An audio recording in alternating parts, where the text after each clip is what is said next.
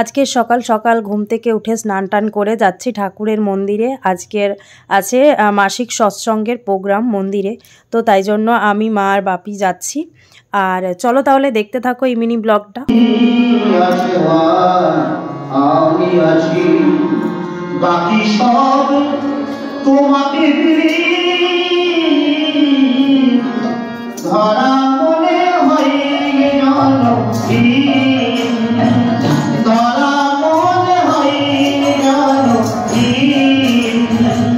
তার ব্যক্তিগত জীবনে তিনি কোনো কিছুতে শান্তি পাচ্ছেন না। অর্থ ধন সম্পদ সব আছে, কিন্তু শান্তি নেই।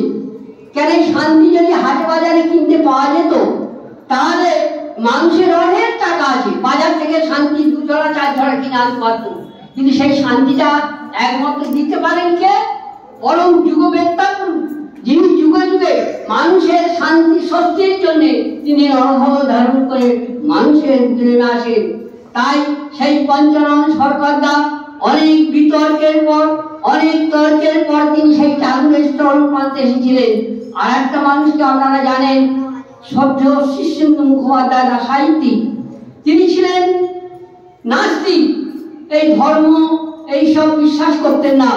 কিন্তু তার জীবনে এমন একটা দিন ঘনিয়ে এলেন, তিনি রাত্রে ঘুমাতে পারছেন না। ম্যালেরিয়ায় এমন একটা রোগ ধরে গেল, সেই রোগের হাত থেকে ডাক্তার প্রতি শর্তে কোনো দিকে তিনি স্বস্তি পাচ্ছেন না। তখন তিনি দিকবিদিক হয়ে ঘুরতে পারলেন যে আমার এই জীবনের শান্তি কিভাবে পাবো। সেখানে ঠাকুর পরম দয়ালের প্রথম আলাপ হয়। আমাদের হাউজার মেন্দা কলেজ স্ট্রিটে ঘুরছেন পরীক্ষা দেওয়ার পর, তারপর আলাপ হওয়ার পর তিনি বলছেন প্রকৃত মানুষ কিভাবে হওয়া যায় আমাকে বলুন।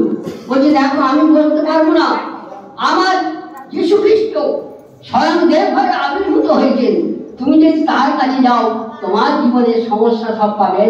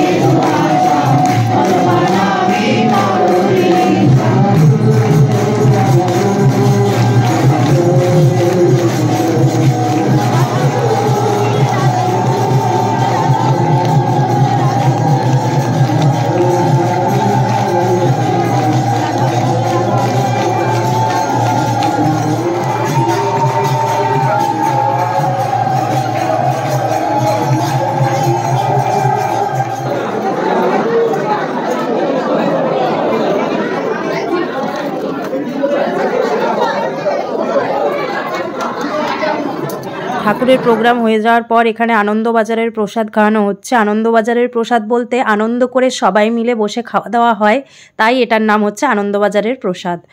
তো এখানে দেখো ভাত দিয়ে দিয়েছে, ডালও দিয়েছে, আলু ভাজা দিয়েছে, তারপর দিয়েছে এখানে এঁচড়ের তরকারি, আবার ফ্রায়েড রাইসও হয়েছিল। এগুলো খেতে না খেতেই ফ্রায়েড রাইসের সাথে ছিল চিলি পনির, একের পর এক দিয়েই যাচ্ছে, খেতেই পারছি না।